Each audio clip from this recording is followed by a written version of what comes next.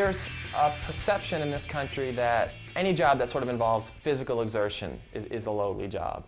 I find most people either think it's funny. I find a lot of people who think it's great, you know, who are sort of, they think it's what an interesting way to make a living, or what a good way for someone to, you know, to make a living in New York. And then, I mean, there's a lot of, you know, there's a lot of students who do it. There's a lot of, you know, actors and filmmakers and musicians, and there's a lot of people who sort of think it's a dream existence. They're like, oh, that's wonderful to be young in New York, and then you're following your heart, and then you're able to make a living and stay in shape. So you get the whole spectrum.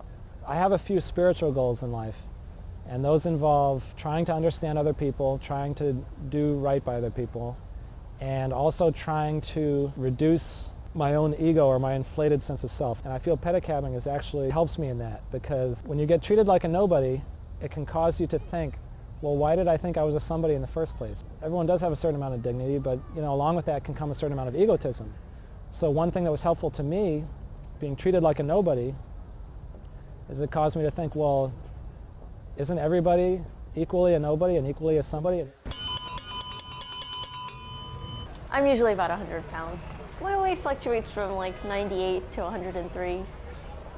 Now, I come from a really traditional Asian family, and they're really uptight. They no matter how many times I tell them how much money I make, and they just don't understand. They think it's the lowest job you can do, because in Asia it is. And they, in addition to that, they're really misogynistic, and because I'm female, they're like, oh, a woman shouldn't be seen in public like that. And my grandfather will try to tell me to wear a hat to cover my face when I work. And so, I mean, it's sort of like everybody, all my friends, acquaintances, strangers I meet, I tell about the job. They think it's so cool, and they get so excited, but I just don't talk to my family about it.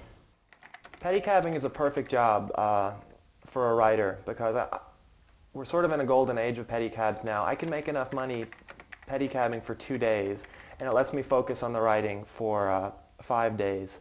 And I don't find it too tiring.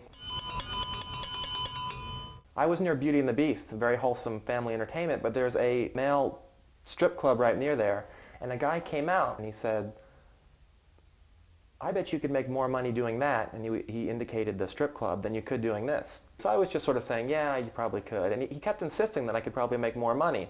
And after going through this episode for about 2 or 3 minutes, he got very serious, and he made direct eye contact. He looked me right in the eye, and he said, I will give you more money than you could ever make pedicabbing if you come to my apartment for a couple of hours.